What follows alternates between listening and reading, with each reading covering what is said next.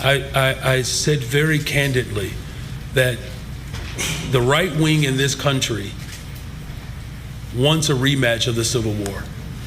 I want that to sit in right now, because the President of the United States of America has declared war on the people of Chicago and people across America. That's right. He's more interested in giving billions of dollars to other nations, while farmers in urban cities around this country are literally being destabilized.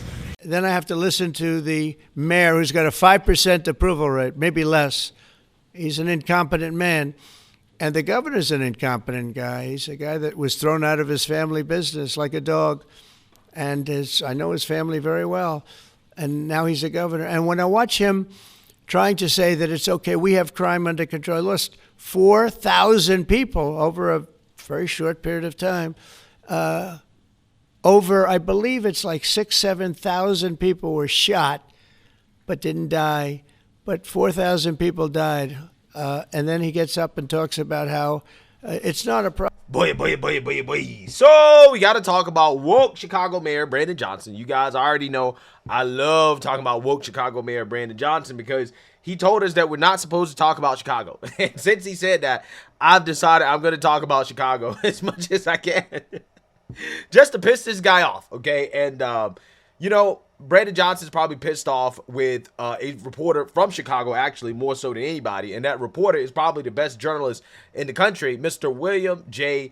Kelly, who Governor Pritzker and Brandon Johnson decided to lock out of the facility, right? Basically decided, hey, we're going to ban this guy from our joint press conferences because the questions that he asked are too tough, right? They're too tough. They make us look bad. So therefore, we're going to start locking him out. In Illinois, Governor Pritzker and Chicago Mayor Brandon Johnson held a press conference about armed troops in Chicago. But behind the scenes, William J. Kelly, the Chicago reporter known for hitting them with the hardest questions, was not allowed to attend. Nope.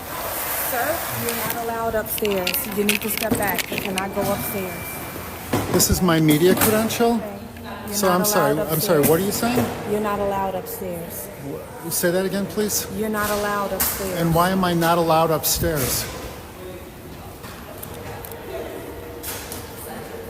So you're going to... Hello, my name is William J. Kelly. Yes, I'm a reporter. I'm a credentialed reporter. But I need you to step away from my screening area. Okay. Okay.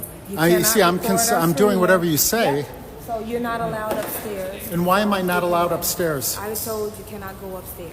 Okay? And why not? That's my job. I'm a credentialed reporter in the city of Chicago. I'm going to have to talk to somebody from the press office.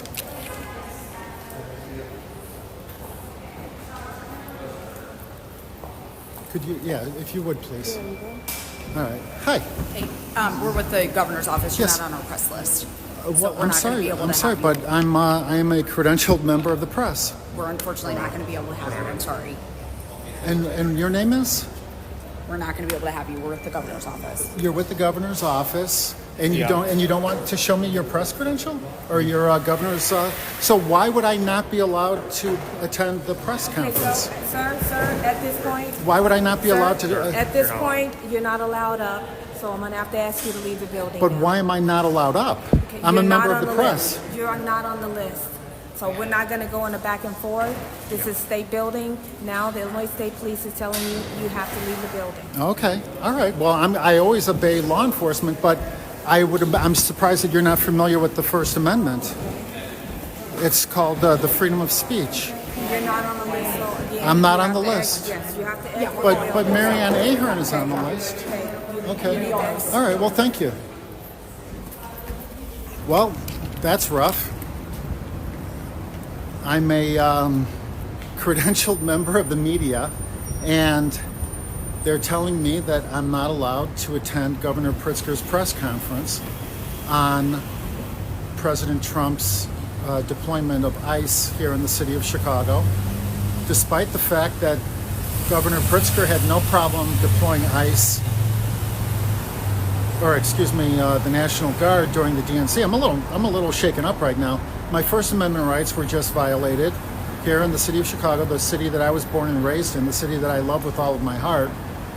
And I've been told that I'm not allowed to attend this press conference.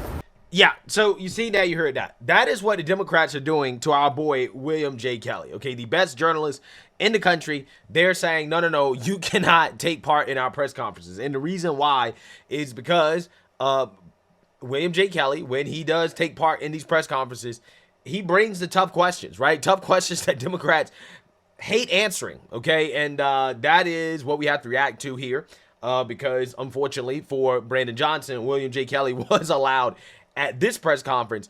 And William J. Kelly confronted Brandon Johnson on his hypocrisy when it comes to police, okay? And let's just say Brandon Johnson didn't like this too much. So without further ado, let's go ahead and get into it. Over the last week, I've literally interacted with over 300,000 plus real Chicagoans who say that it is hate speech for you to evoke the Civil War, to evoke bringing back the Confederacy, to say that law enforcement is a sickness when you yourself have over 150 sworn police officers on your detail.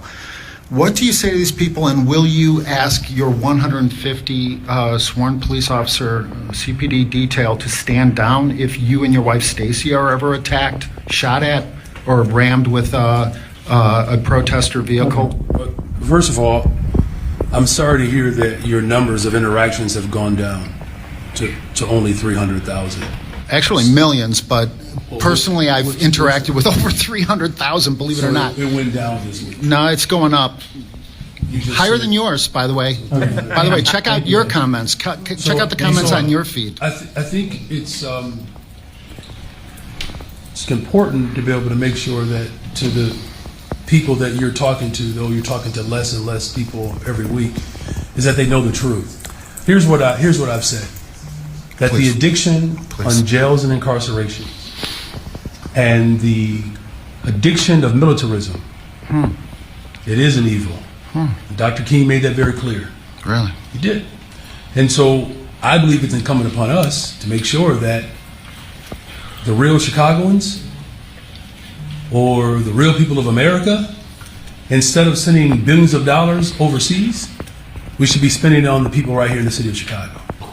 Well, the real Chicagoans that I talk to, that I communicate with, mostly black and brown, actually, tell me that you don't seem to know the difference between illegal aliens and real Chicago citizens. They feel that you are siding with the illegal aliens over them in their communities. And sadly, let's get to the question. Let's get to the question. The real question is simply this. I don't know how to make it any more direct. An illegal alien from Nicaragua grabbed a woman on the north side last week, bashed her head into the sidewalk, knocked her unconscious, and raped her. If that had been your wife, Stacy, would you want ICE to deport her, to deport that illegal alien? Yes or no? Answer the question as a man, not as mayor, but as a man. Would you want ICE to deport that rapist? No? Okay. Mayor. That's the answer. That's the answer for real Chicagoans. Mayor, sorry for being late to traffic's bad. Maybe the Fed's gonna help. You're not blaming me for the traffic, are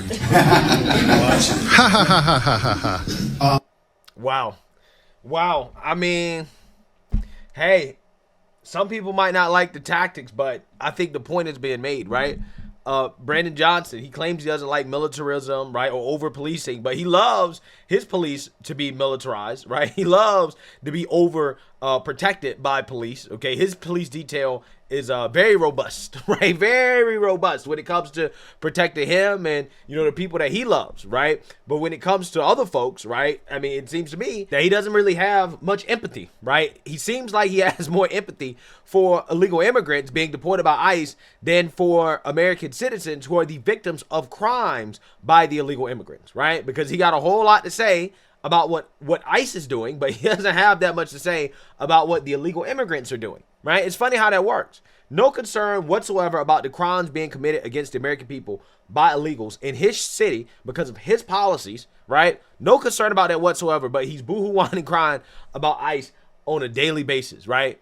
Oh, they've declared war on Chicago, right? Apparently enforcing the law is war, according to Brandon Johnson. And to me, those type of ridiculous statements are part of the reason why his approval rating is still in the tank. Okay, it's still in the tank. Mayor Brandon Johnson still has time to turn things around before the 2027 election, and this poll is an improvement from an earlier one in which his approval ratings were in the single digits. Nevertheless, political observers say the mayor appears to be in trouble. There is a cloud hanging over City Hall, and it could be called approval ratings. A new poll on the mayor's popularity by the University of Chicago Mansueto Institute for Urban Innovation shows that citywide, only 26% of residents approve of the way Johnson is handling the job of mayor, while 58% disapprove. I think he misjudged the voter when he thought that he could coast on the promises that he made, that he could coast on his agenda. He has to deliver, and people are expecting that. And so far, the poll shows people are disappointed. The poll shows Johnson's popularity is underwater with every age and income group. Even though he's made affordable housing a key focus, he is also struggling with voters of every race. Even his political base views him unfavorably by 4 percentage points. The folks that black folks, aka black people, said we don't even like this guy. But again, it's black folks' fault that this guy is elected in the first place. And what's happening to this woke mayor is the same thing that's going to happen to Zohran Mamdani, right? They come in promising socialism, right? All of these great things, and they're not going to execute on it. And the things they do execute on are going to be bad. They're going to be terrible. And that's what happens as a result. ignore numbers, do so at their peril. There's a big difference between coming out of nowhere when very few people know you versus making a comeback when everybody knows you and universally dislikes you. Bowen says what's really telling is Johnson's record with CPS. He was a teacher, and they had an expectation that he would at least get education right. And 2 CEOs and almost 2 full school boards later, the problems are worse. In response, the mayor's office released a statement only addressing the issue of crime, saying Mayor Johnson is focused on continuing the progress that has produced historic reductions in homicides, shootings, and robberies throughout the city. Chicagoans care about making our city safer, and the mayor's record on public safety speaks for itself. But with other promises, the mayor has struggled. If his image is diminishing, it's going to be more difficult for him to raise money from his supporters, and his supporters are going to start looking at other potential challengers instead of him. There are already a number of possible candidates who are considering a run for mayor, and while polls are only a snapshot in time, this one is seen as one that should be a wake-up call for Mayor Johnson. Yeah, I mean, it should be, right? Because it seems like the residents of Chicago are not happy with woke Mayor Brandon Johnson. If you take a look at this poll, right, this has Brandon Johnson barely getting 20% of the support when it comes to a possible challenger, right? Now, of course, the possible challenger, Maria Pappas here, she's a Democrat, right? So she's probably just as woke as Brandon Johnson, to be honest with you. But, you know, I mean, that's the current state of Chicago. I'm not sure they'll ever vote Republican, but my point is that Chicago is cooked, right? Chicago is cooked. Brandon Johnson is cooked. We're going to see if Chicagoans decide to go in another direction. At this point, it doesn't matter if they vote out Brandon Johnson, if they just elect another woke lunatic. Again, I remember Lori Lightfoot losing, and I was like, yo, there's no way, absolutely no way that Chicago could elect somebody worse than Lori Lightfoot. And lo and behold, it happened, right? So, you know, knowing the history of this city and some of these other woke cities, they may end up electing somebody worse than Brandon Johnson. However, we will see. Let me know what you guys think. Make sure you like, comment, and subscribe. Most importantly, share a Black conservative perspective. Peace.